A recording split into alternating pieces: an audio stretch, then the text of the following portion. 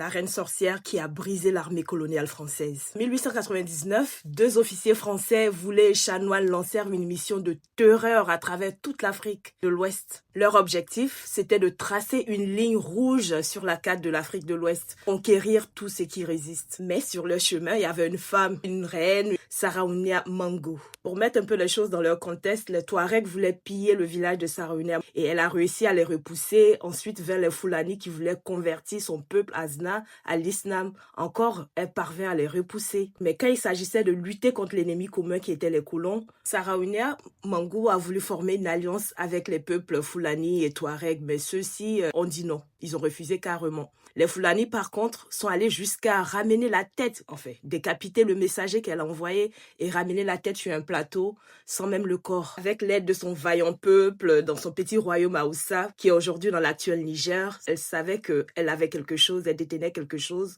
qu'aucun des autres rois n'avait. Et ça, c'était la magie, la stratégie, et elle avait les couilles. Elle prépare son armée, des archers, des femmes combattantes, des pièges dans la forêt. Elle connaît le terrain, les colons non. Elle et son armée ont engagé les assaillants dans une longue bataille de guérilla. Le 16 avril 1899, elle leur tend une embuscade dans la brousse de Lougou.